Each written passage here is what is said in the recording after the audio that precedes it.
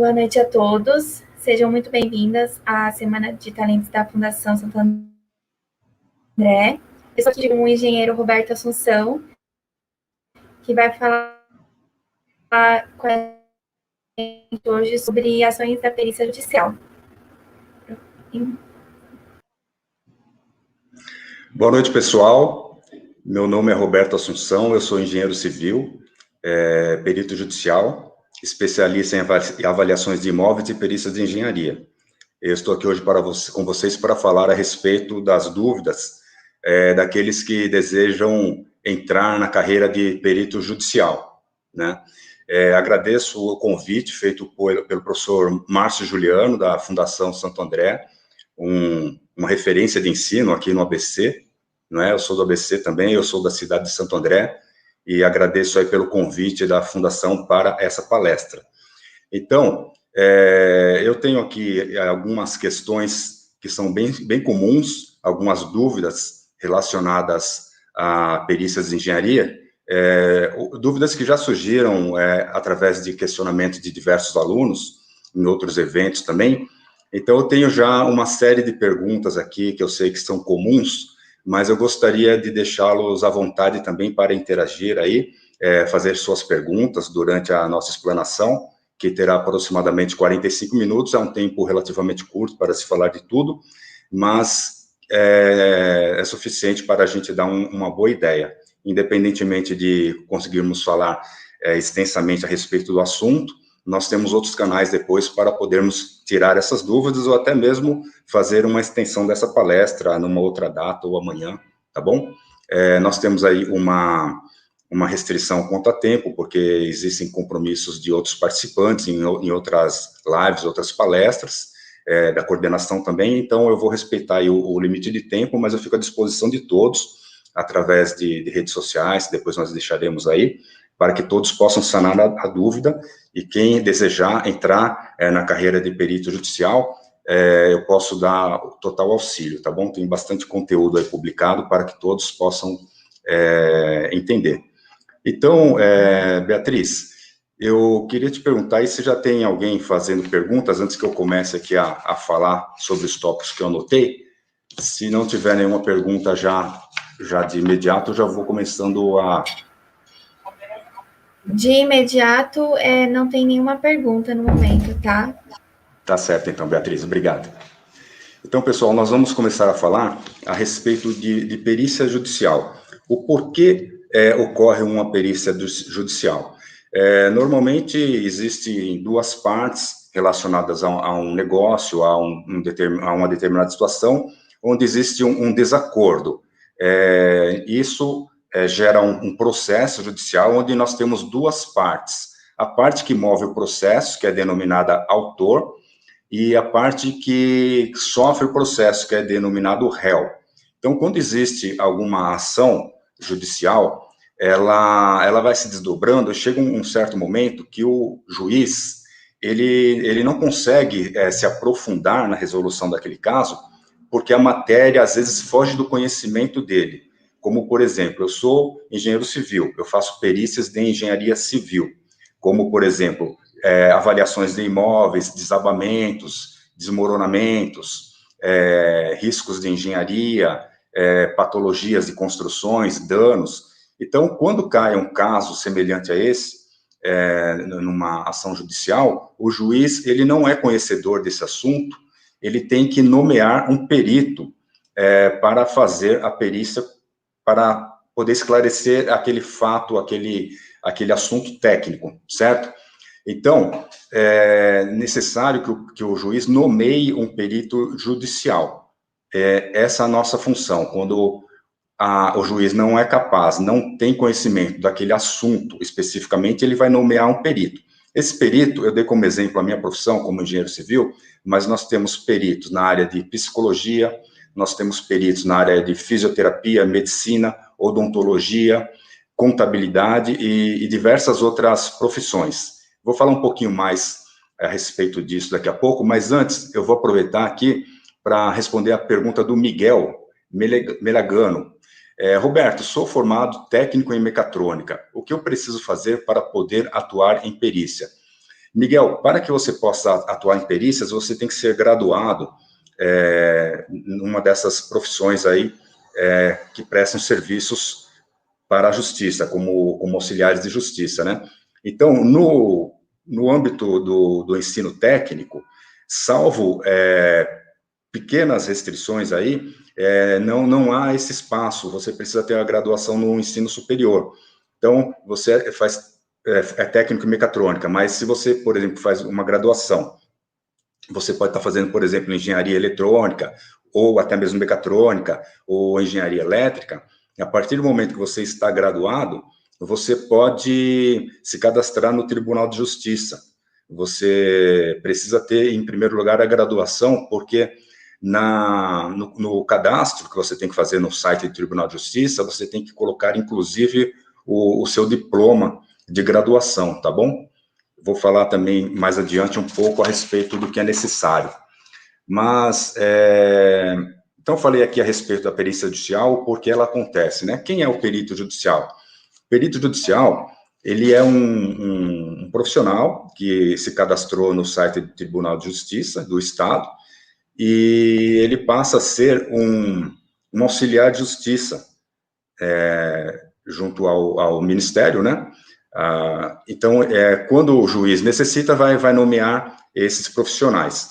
Então, existe aí uma série de crenças a respeito de quem pode ser perito, quem não pode ser perito. Uma delas é assim, o recém-formado não pode ser perito judicial. Isso não é verdade, essa é uma crença, o recém-formado ele pode ser perito judicial. Não tem nenhuma restrição para que ele seja perito judicial. O que ocorre é que, para você desempenhar a função do perito, você tem que ter experiência em relação ao assunto que você está tratando.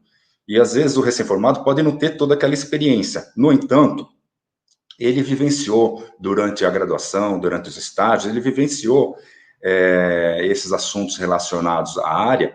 Então, possivelmente, ele poderá, sim, exercer a função de perito judicial. Não há nenhuma restrição quanto a isso.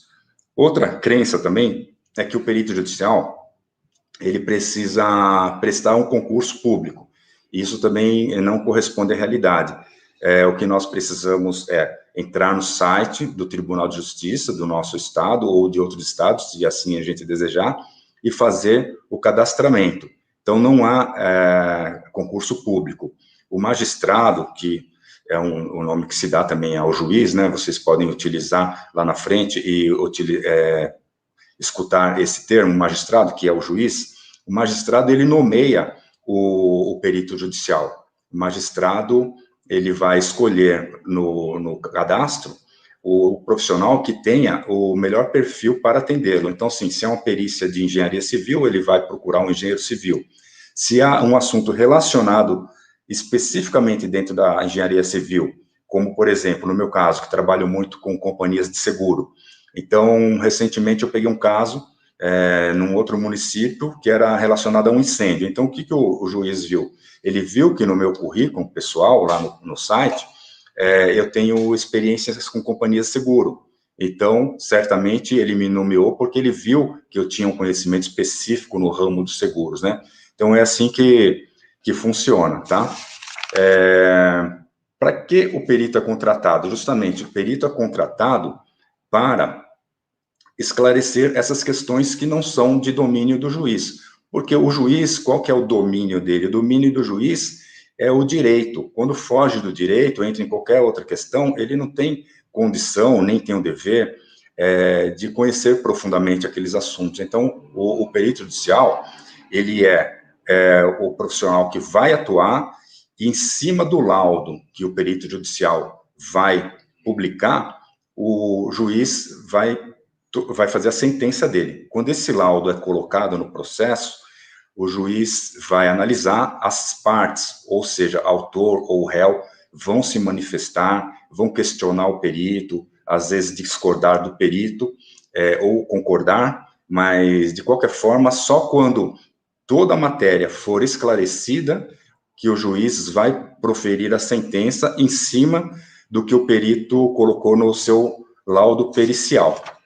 Tá certo? Beatriz, se tiver mais perguntas, pode ir passando que a gente vai respondendo. Tem aqui a pergunta do André Navarro. Olá, André, tudo bem? O André já é nosso conhecido.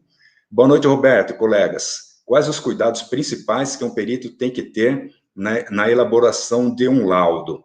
Eu acredito, André, que para que você... Porque o laudo é o produto final do trabalho do perito, né? O laudo é o produto final. Então, tudo que você vai fazer, independentemente de ser na perícia ou na vida, né? Tudo para acabar bem, tem que começar bem, né? Se você começa certo, a tendência é ir certo, até o final.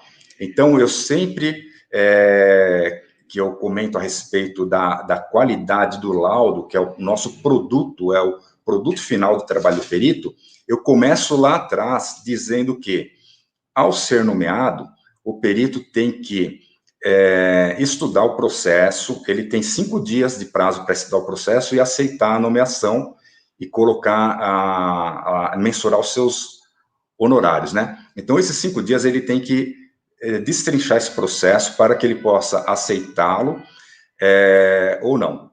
Uma vez aceito esse processo, ele vai ter que marcar uma vistoria. Essa vistoria, ela tem que ser minuciosa, ela tem que ser muito detalhada, para que o perito, ao elaborar o laudo, ele tenha todas as informações, ele não deixe escapar nada. Então, respondendo a sua pergunta, o que o perito teria, cuidados principais para que o perito tenha que ter na elaboração do laudo? Esses cuidados começam já no estudo preliminar do processo, lá na aceitação. Estudar, saber qual é a necessidade do caso, saber o que estão requerendo dele, qual que é o papel dele no processo, o que ele tem que esclarecer, tem que estar tudo muito claro. Ele vai se valer de todas as ferramentas que ele puder para fazer sua vistoria, registro fotográfico, filmagem, medições, drones, o que for. Ele vai se utilizar de tudo. Depois que esse trabalho é feito em campo, vai ser feito um trabalho que a gente fala de gabinete, um trabalho de escritório, onde ele vai ter todos os elementos para poder elaborar um excelente laudo, né? Se no caminho ele precisar solicitar das partes, tanto do autor quanto do réu, projetos, contratos, documentos complementares, ele pode fazer isso, dentro do processo ou até fora do processo também. Mas toda a documentação relacionada à perícia, ela é oficializada dentro do processo. Toda a nossa comunicação como peritos é feito dentro do processo, desde a aceitação da incumbência como perito, até a colocação dos honorários, o laudo, tudo que nós fazemos, nós manifestamos por escrito dentro do processo, tá bom, André? Então, resumindo a pergunta, para que a gente tenha um laudo de qualidade, você começa lá atrás, num bom estudo, depois você vai fazer uma boa vistoria e fazer uma boa redação do laudo, porque os envolvidos no processo, tanto o juiz quanto as partes, nem sempre essas pessoas são técnicas ou entendem daquela matéria. Então, nós temos, sim, que ter uma linguagem... É claro que nós temos uma linguagem técnica, mas não precisa de exageros técnicos, nem de jargões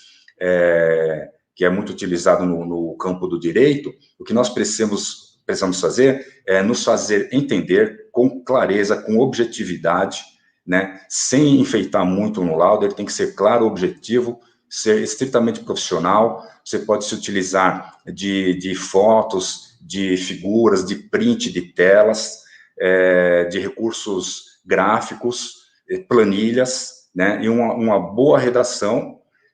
E outra questão também, que os laudos, eles têm uma certa forma de formatação, que nós não vamos nos aprofundar aqui, mas existe aí um jeitão que o laudo tem que ter, né?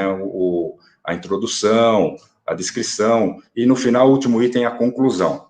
Tá bom, André? Então, acho que deu para falar um pouco mais a respeito de laudo, né? Mas isso merece até uma aula específica de laudo, que a gente pode até fazer no futuro, se for desejo de vocês, eu me proponho, tá bom?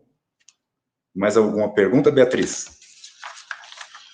Mário Boarati, tudo bem, Mário? Para ser perito, é necessário algum estudo dentro da área jurídica ou o perito é puramente técnico? Então, Mário, o perito, ele é um profissional por exemplo, você é, por exemplo, dentista, né? Você tem o conhecimento técnico dentro da sua profissão.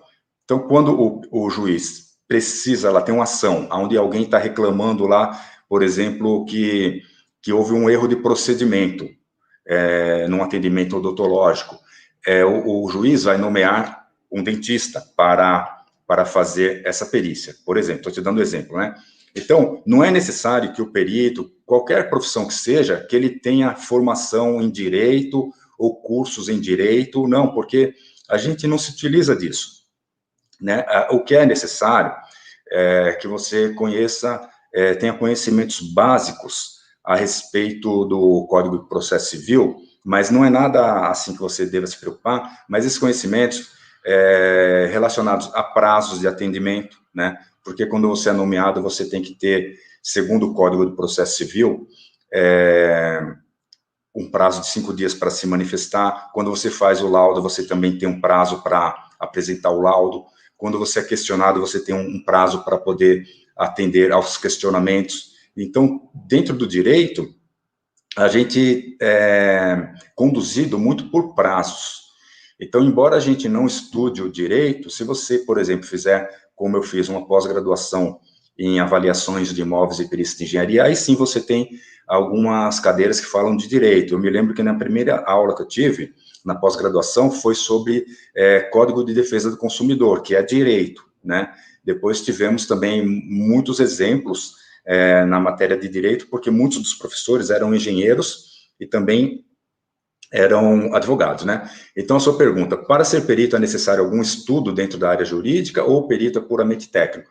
A rigor, ele é puramente técnico, não se exige de nós qualquer tipo de formação em direito ou curso preparatório, ajuda, sim, você ter um curso, uma pós-graduação em avaliações de imóveis, perícias de engenharia, ou se for uma outra área, se você for psicólogo, você pode ter outros cursos também de especialização, então as especializações são bem-vindas, mas para que a gente comece a atuar, elas não são exigidas. Aproveitando o gancho da sua pergunta, eu já vou falar a respeito do que é exigido. Quando nós entramos no site do Tribunal de Justiça para nos cadastrar, é solicitado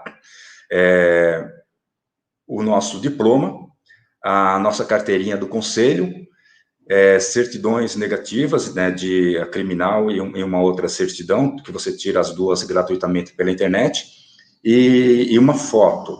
Todos esses documentos são digitalizados e eles são inseridos ali no sistema, junto com um breve currículo que você vai descrever. Não é um currículo extenso, é um texto sucinto que vai ser o seu cartão de visita para o juiz. Quando o juiz for procurar no acervo dele um profissional para auxiliá-lo, para que ele nomeie numa ação, ele vai verificar vários profissionais e dentro daquela gama de profissionais, ele vai escolher o mais adequado, né? Então, Mário, respondendo a sua pergunta, não é necessário um estudo dentro da área jurídica, nem nenhum curso específico relacionado à parte jurídica, tá? Mas se você tiver algum conhecimento jurídico, ou se você estudar as exigências, né, que são colocadas para nós peritos, isso vai te ajudar bastante. Particularmente, eu dou um toque a vocês, eu compartilho muito conteúdo nas minhas redes sociais, que depois eu vou comentar, e faço muitos vídeos, e cada vídeo desse que eu publico, ele fala um pouco sobre essas questões, inclusive questões do direito, questões de crimes relacionados a perito, prazos, como cobrar honorários, e uma série de questões assim. Então, muito do direito eu coloco também nos meus vídeos lá, que a gente não vai ter condição de se estender muito aqui em cada um desses assuntos, mas eu já dou uma dica que tem muito conteúdo em que eu falo sobre isso, tá bom? É isso aí, Beatriz. Tem mais alguma pergunta para nós? Boa noite, Luiz Lima, tudo bem? Qual a diferença entre o perito e o assistente técnico? Excelente pergunta, Luiz. Excelente pergunta. Eu iria falar sobre isso mais adiante, mas você já tocou a bola para mim, digamos assim, né, Luiz? Prazer. Luiz, assim, o perito judicial é aquele profissional nomeado pelo juiz que está a serviço da justiça. É um profissional imparcial. Ele não vai pender nem para o lado do autor, nem para o lado do réu. Ele vai levantar questões técnicas, esclarecimentos técnicos, para que o juiz profira a sua sentença adiante, né? O assistente técnico é um profissional que está a serviço ou do réu ou do autor. Então, o que acontece? Quando o processo se instaura e o juiz determina que deverá se realizar uma perícia, em primeiro lugar, o juiz vai nomear um perito judicial. As partes, autor ou réu, é facultado o direito, quer dizer, não é obrigatório, mas é facultado o direito deles indicarem os seus assistentes técnicos. Então, veja bem a nomenclatura. O juiz nomeia, as partes indicam, né? Então, o autor pode indicar um assistente técnico, o réu pode indicar o assistente técnico. O assistente técnico, ele vai acompanhar a perícia, ele vai ser, a lei diz que o perito tem que comunicar as partes quanto à realização da perícia. Ele vai agendar a data, o horário e tal. Então, vai se fazer presente o perito, os assistentes técnicos, caso existam, tenham sido indicados, advogados e os representantes das partes. Pode também não ter ninguém, mas tem que ter um perito. Não acontece perícia sem perito. Então, voltando à questão. O perito é aquele profissional ao serviço da justiça. Assistente técnico são os profissionais a serviços das partes, quer seja o réu ou o autor. Não quer dizer que o perito é alguém superior aos assistentes. Por exemplo, eu atuo como perito judicial, em casos que eu sou nomeado perito judicial, mas tem casos que me contratam para ser assistente técnico. Então, o que diferencia é que o perito está a serviço da justiça e o assistente está a serviço das partes, porque muitas vezes esses três profissionais têm profissões equivalentes. E ao longo do seu caminho, ele vai alternando. Uma hora ele é perito, outra hora ele é assistente técnico, tá? Não quer dizer assim que o perito é um profissional e o assistente técnico é outro. São pessoas que, de acordo com a ocasião, ou estão como perito ou estão como assistente técnico. Eles têm a sua formação, a sua especialização e alternam, né, conforme a necessidade. Mas, basicamente, é isso. O perito está a serviço da justiça e o assistente a serviço das partes. O perito é imparcial, os assistentes, eles podem até ser parciais, porque, assim como o advogado defende o seu cliente, o assistente técnico, ele também tem esse objetivo de defender o cliente. Não que ele vá mentir ou vá inventar nada, mas ele pode omitir alguma informação, ele vai fazer o seu papel tentando fazer com que o seu cliente saia vencedor do caso, né? Então, como que o assistente técnico começa no processo? Assim que ele entra no processo, ele elabora os quesitos, que são perguntas, para que o perito, na ocasião da perícia, as responda. Então, assim que o assistente técnico é inserido no processo, ele tem um prazo ali para elaborar os quesitos, que serão respondidos na ocasião da perícia judicial. Tá bom, Luiz? Obrigado pela pergunta. Se tiver mais alguma pergunta, a Beatriz pode ir passando, tá bom? Na dica, Samuel André. Tudo bem, Samuel?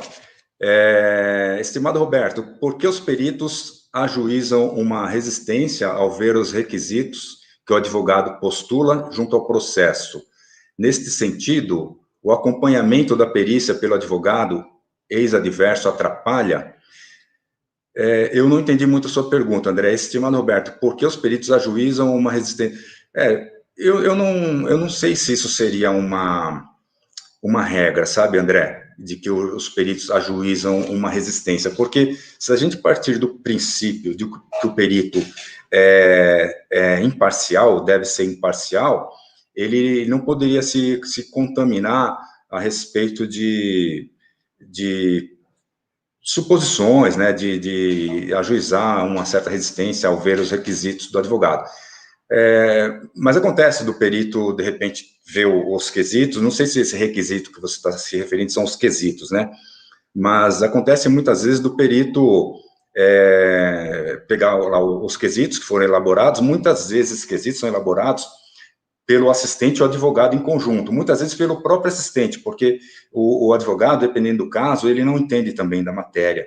Então, o perito vai elaborar os quesitos de uma forma que ele tenta induzir o perito a um raciocínio.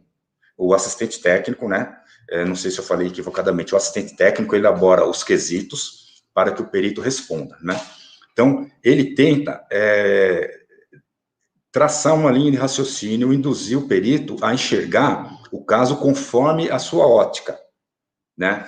Então, diante disso, muitas vezes, as perguntas que o assistente faz, os quesitos que são elaborados e as exigências desses quesitos são, digamos assim, muito trabalhosas, muito complexas, e muitos peritos fazem de conta que não entenderam muito bem o que estava sendo requerido. Por exemplo, eu fiz uma perícia, eu estava como assistente técnico, eu pedi para que o perito detalhasse todo o dano ocorrido no imóvel, planilhasse aquilo, item por item, o preço unitário de cada etapa construtiva, de cada passagem lá, e ele não atendeu esse quesito.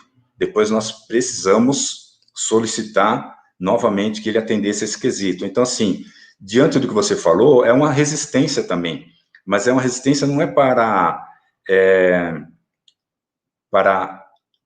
prejudicar uma parte ou outra. Às vezes a pessoa vê assim, olha, isso vai dar um trabalho, então deixa eu dar uma informação mais genérica, mas nós queremos, para irmos profundamente na resolução da questão, queremos a abordagem daquela resposta específica na qual nós fizemos ali o questionamento, né? Então, muitas vezes eu, como profissional, já presenciei, sim, essa resistência por parte de alguns peritos, justamente para não se darem o trabalho de fazer um trabalho mais aprofundado, né? Às vezes, quando a pessoa aceita essa incumbência, esse caso, a pessoa acha que é um caso mais superficial, estima os honorários de uma forma mais branda, e depois vê que o caso é mais complexo, mais aprofundado, vai dar mais trabalho, e tenta fazer um laudo mais superficial, resiste a algumas perguntas, né? Acho que talvez seja isso que você esteja se referindo, e acaba que é um laudo que no futuro será questionado pelas partes, o juiz vai pedir esclarecimento, enquanto o perito não esclarecer, não deixar o laudo redondo, conforme as partes entendam que ele está correto, que está sendo abrangente, enquanto ele não fizer esse atendimento, o juiz não consegue proferir a sentença e também não consegue fazer a liberação dos honorários, tá bom, Samuel? Não sei se eu te respondi ao contento, se eu entendi a sua pergunta, mas pelo que eu entendi, era isso que você estava me questionando, tá bom? Qualquer dúvida, depois a gente responde melhor, tá? Eu te converso em particular. É isso aí, Beatriz. Canal Teologando. Os pedagogos podem ser peritos judiciais na área grafotécnico? Essa é uma boa pergunta. Eu acredito que sim, né? Eu terei que pesquisar para te dar uma resposta mais concisa. Mas eu acredito que para você fazer perícias na área grafotécnica, eu sei que o engenheiro civil, o arquiteto pode fazer, eu acredito que outros profissionais possam fazê-lo, porque isso exige um curso específico, né? E esse curso, ele não tem restrições de acordo com os profissionais. Eu acho que essa parte, ela seria também muito associada à parte não só de pedagogia, mas à parte de psicologia, né? A parte também de psiquiatria. Mas eu digo aqui para vocês que nós também atuamos nessa área, mas que para que possamos atuar nessa área, eu especificamente não atuo, mas para que eu pudesse atuar nessa área, eu teria que fazer um curso específico. E esses cursos, eles são oferecidos facilmente, aí você pode encontrar. Recentemente, um órgão que ofereceu, um instituto que ofereceu esse curso, foi o IBAP, que é o Instituto Brasileiro de Avaliações e Perícias de Engenharia. Eu recebi um e-mail com oferecimento desse curso, porque eu sou associado ao IBAP. Então, eu acredito, sim, que o pedagogo pode fazer a perícia grafotécnica, no entanto, ele necessita fazer esse curso, que é um curso específico, não é um curso tão extenso, e eu acredito que é um campo de trabalho muito bom, e é um bom investimento fazer um curso nessa área. Eu mesmo pretendo, em breve, fazer um curso, porque eu acho muito interessante. Um dos meus professores na pós-graduação, o engenheiro Tito Lívio, ele é perito grafotécnico também, ele é engenheiro, advogado, perito grafotécnico, e o pai dele foi um grande perito nessa área também. Tá bom? Canal Teologando, obrigado pela pergunta, espero ter ajudado. Mário Boratari, se algum motivo o perito for considerado negligente na perícia, ele pode ser indiciado criminalmente? Sim, Mário. Eu estou com um curso de perícias judiciais pronto, e nesse curso, que ainda não lancei, eu tenho um capítulo que fala a respeito. Me fugiu aqui agora o número da lei, mas existe uma lei específica a respeito de crimes relacionados a perito. Essa lei, ela já existia, mas ela foi reformulada na época do presidente Fernando Henrique Cardoso. Então, existe aí um documento assinado pelo presidente Fernando Henrique Cardoso. Então, existem alguns artigos que falam a respeito de crimes relacionados a peritos.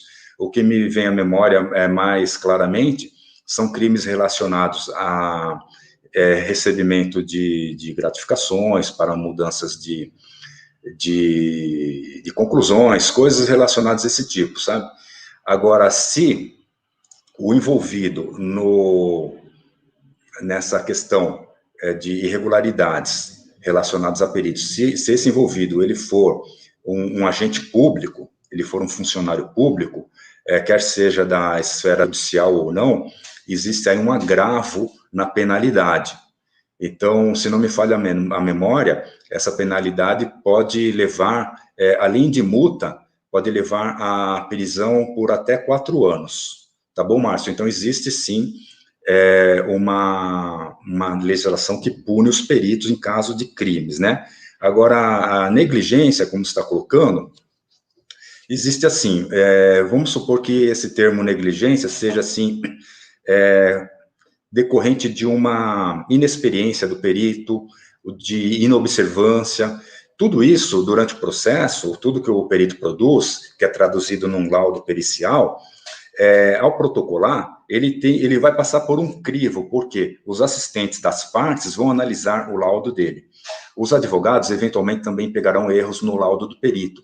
Então, esse crivo, que acontece naturalmente dentro do processo, acaba detectando eventuais negligências ou falhas do perito na atuação do processo.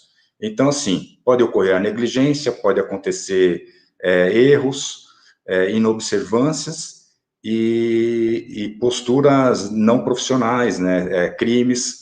Então, em todos esses casos, algumas coisas podem ser contornadas dentro do processo. Agora, quando você fala, como está falando na sua pergunta, de indiciado criminalmente, para a pessoa ser indiciada criminalmente, obviamente ele terá que ter cometido um ato que seja considerado um crime, né?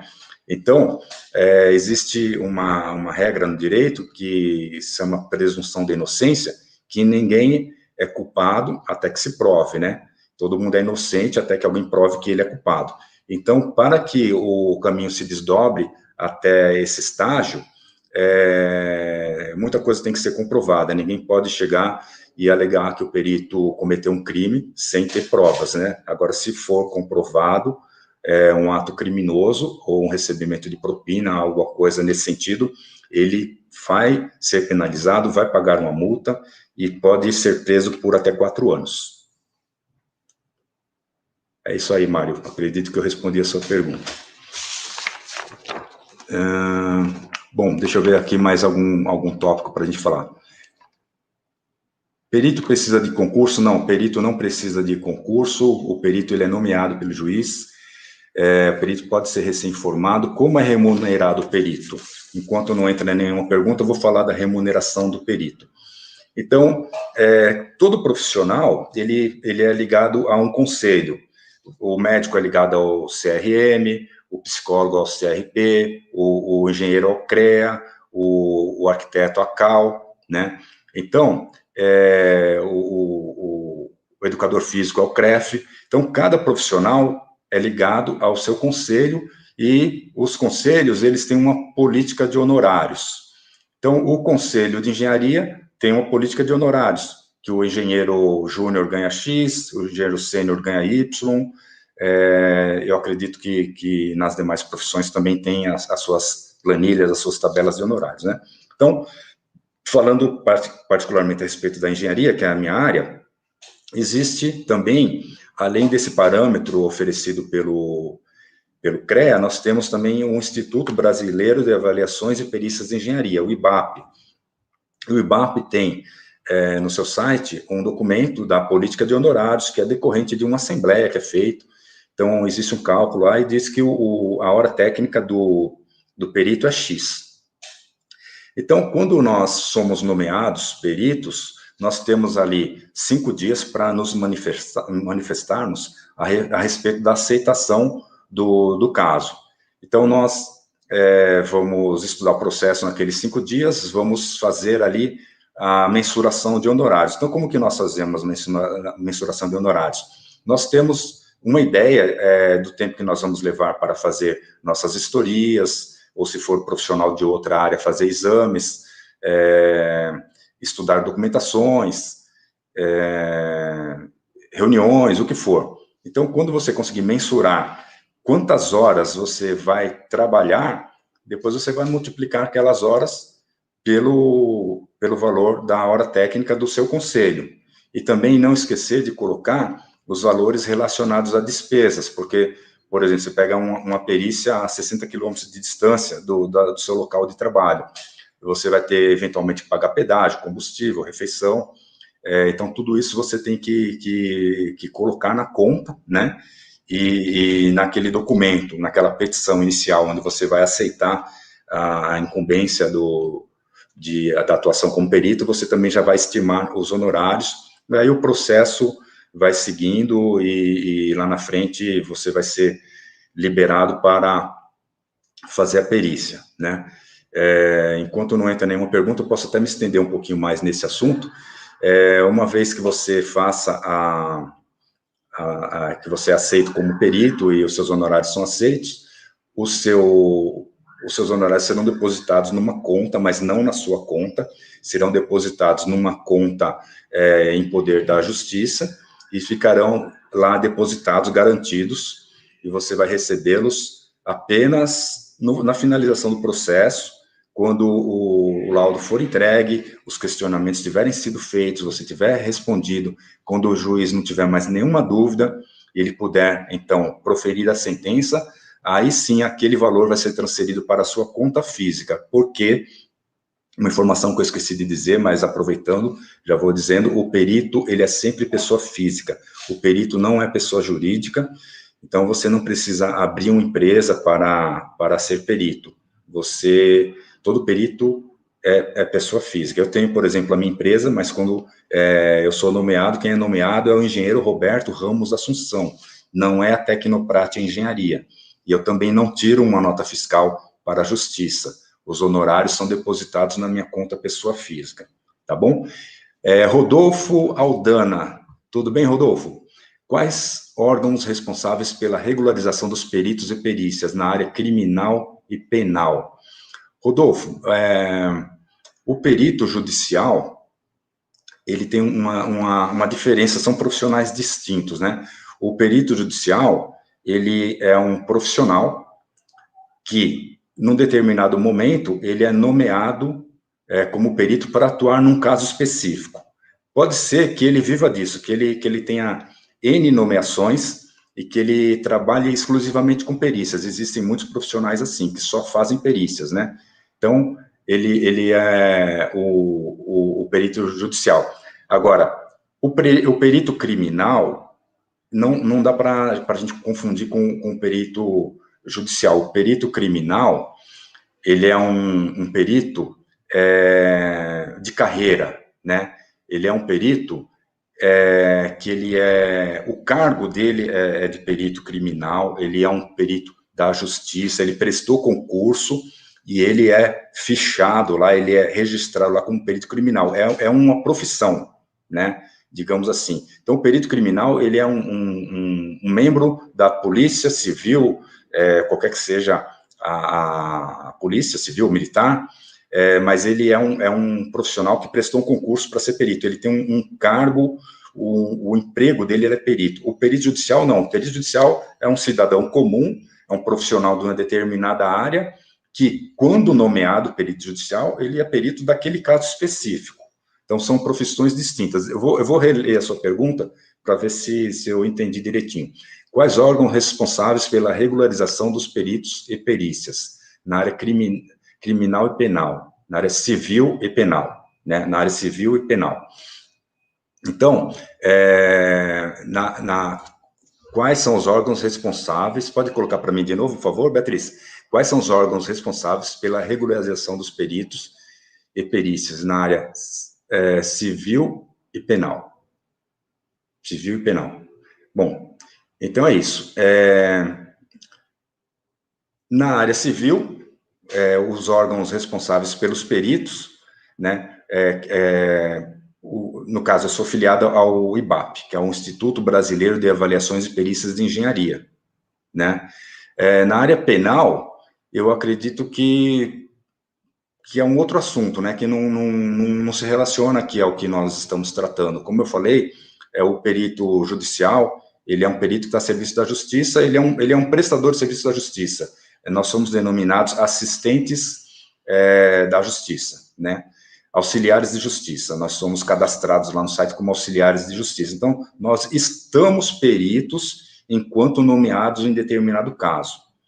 Então, nossa relação com a justiça é dentro do processo, não existe um órgão ali. Agora, particularmente, nós somos filiados, não é obrigatório, mas nós somos filiados a um instituto que rege aí a profissão do perito, que fala sobre honorários, que oferece cursos, especializações, né?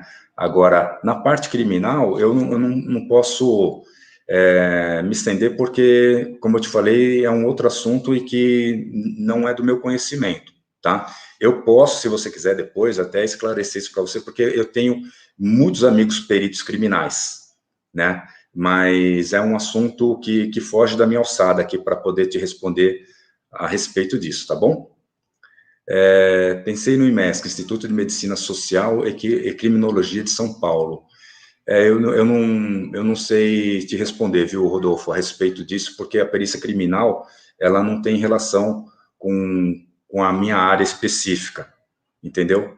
Então, eu não sei te dizer. Agora, o perito criminal, possivelmente, pode ser relacionado ao IMESC, sim, mas eu não posso te responder com propriedade, porque a minha especialização é em perícia judicial, perícia criminal, qualquer coisa que eu venha falar para você aqui, será mera suposição. Então, eu prefiro não me aprofundar. O que eu posso dizer é que o perito judicial e o perito criminal são profissões completamente distintas.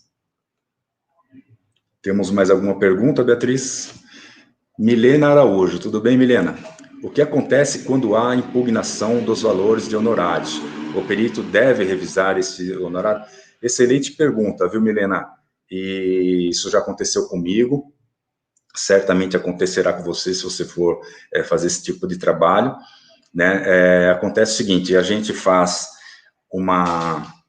um cálculo para fazer a nossa petição de honorários, né? Você não acha que vale tanto o seu trabalho. Existe uma metodologia para você chegar no valor. Existe uma fonte, existe um valor da hora técnica de cada profissão, né? Ou de cada especialidade. Então, você tem que ter essa fonte, você tem que citar a fonte, você tem que fazer um apanhado das horas que você vai trabalhar, de preferência, até mesmo para não ocorrer esse questionamento, se você conseguir colocar detalhado, olha, eu vou trabalhar X horas para estudo de documentações, X horas para vistorias, para elaboração de laudos, eu vou gastar de despesa X de passagem aérea, X, sabe? Se você conseguir deixar tudo assim, detalhado, possivelmente, talvez nem haverá questionamento quanto aos honorários que você cobrou, porque as pessoas passam a entender da onde surgiu aquele valor. Agora, se o perito colocar assim, estima os honorários em R$70 mil, tem perícias que o perito recebe isso ou até mais, né? Eu já trabalhei em perícias, eu não era o perito, mas eu era assistente, mas o perito cobrou 70 mil reais. Então, se é um valor que está solto, vago, sem referências, os advogados vão questionar aquele valor, né? Mesmo honorários mais baixos, você, de repente, cobrou lá R$4.400, né? Aí, a parte pode questionar. Aconteceu, esse é um caso real, era um caso relativamente simples, eu estimei os honorários em R$4.400, era uma avaliação de um imóvel, mas uma avaliação simples, e aí uma das partes questionou, e o que o juiz fez? Ele tirou 10%, ficou R$4.000, e antes que houvesse outros questionamentos, ele falou assim, pela complexidade do caso, vou fixar em tal. Então, nesse caso, eu nem me pronunciei, o juiz já arbitrou um valor, e eu aceitei, porque o desconto dele, eu acredito que foi sensato, né? Mas é comum, sim, que as partes questionem os valores dos honorários, e que você tenha que fazer algum tipo de revisão. Você não é obrigado a trabalhar por um valor que você não acha adequado, você também pode sair do caso, né, formalizar sua saída, mas existem situações também que o juiz pode arbitrar um valor. Aí também você pode discordar e sair do caso da mesma forma. No meu caso, eu aceitei, né? Mas o que acontece quando há impugnação dos valores honorários, o perito pode e deve revisar esse honorário, sim.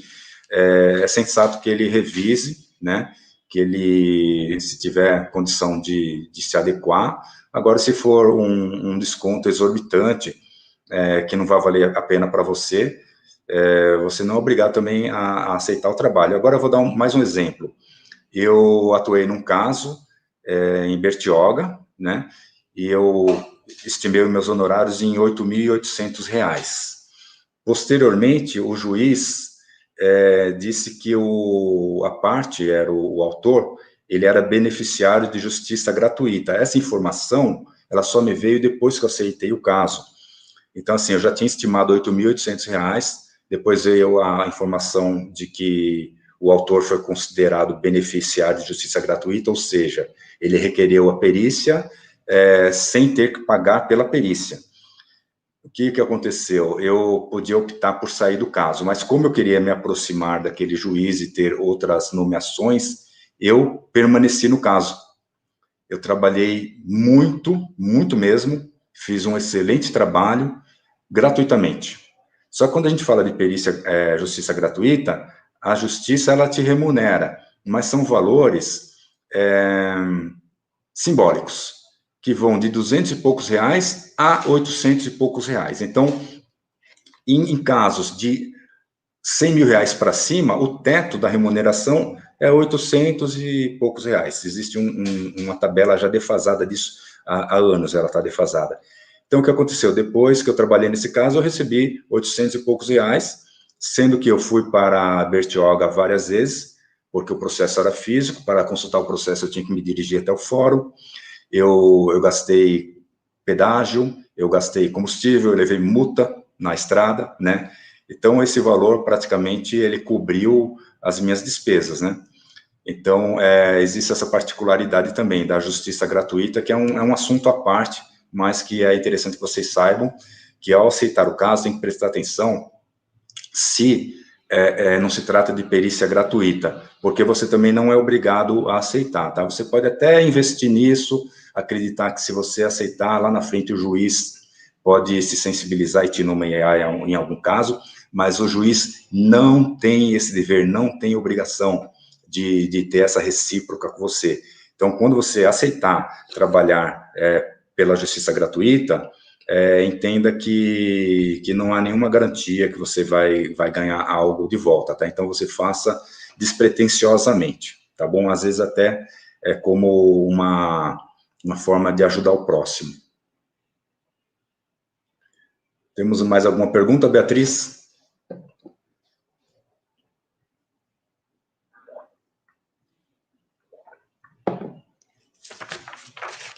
Bom, acho que não tem mais nenhuma pergunta. O pessoal que está me seguindo também, acho que não colocou nenhuma pergunta lá, senão eu ajudaria a responder.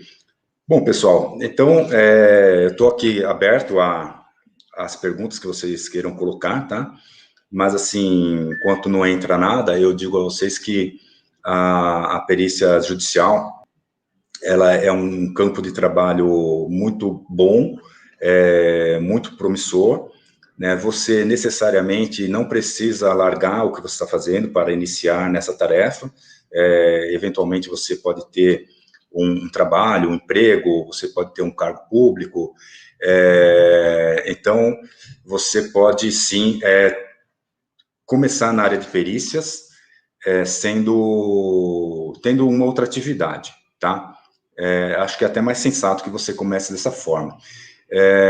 Eu vou precisar encerrar, infelizmente, essa palestra, né, porque nós temos um tempo limitado, mas eu deixo aqui o meu agradecimento a todos que participaram com as perguntas. Muitas perguntas certamente não foram respondidas, né, porque eu também não consigo visualizar todas aqui, mas o pessoal da coordenação deve me passar contatos. Eu vou deixar também o meu contato com vocês, e nós vamos responder à medida do possível em outros canais, ou em outros momentos, ou até mesmo se a faculdade desejar fazer mais uma palestra dessa, ou a continuação dessa, eu me proponho a continuar nesse assunto, tá bom, pessoal? Para quem quiser me seguir nas redes sociais, Enge Roberto Assuncal, enge.roberto Assuncal, do Instagram, e aí vocês vão ter acesso a todo o conteúdo gratuito que eu coloco lá, e todas essas questões que vocês colocaram, e muitas outras, estão ali esclarecidas através de vídeos postados no Instagram, no YouTube, e tem mais de 30 vídeos. Aqui mesmo no YouTube, o canal Roberto Assunção, vocês também terão acesso a todos esses vídeos, tá bom, pessoal? Eu agradeço muito à Fundação por ter me dado essa oportunidade, por ter me convidado. Muito obrigado aí por todos que estão agradecendo. Agradeço a Beatriz Lazari, que me ajudou, me auxiliou aqui, como mediadora, tá bom? E nós nos vemos em breve aí. Eu conto com todos vocês, tá bom? Muito obrigado. Boa noite a todos, agradeço novamente, Roberto, por ter nos dado essa palestra maravilhosa, e agradeço a todos os participantes. Eu estou vendo aqui no chat, eu vou começar a mostrar alguns obrigadas, que o pessoal está postando, que eu não consegui postar no meio, porque estava mais perguntas. Eu que agradeço. Então, realmente, está todo mundo aqui agradecendo a palestra maravilhosa. Essa palestra ela vai ficar postada no YouTube, né, Beatriz? Só para o pessoal que está assistindo, né, eles sabem que ficará aí depois gravada para todos terem acesso, né? Uhum. Tá certo, então. Boa noite para vocês. Boa noite a todos. Muito obrigada. Obrigado.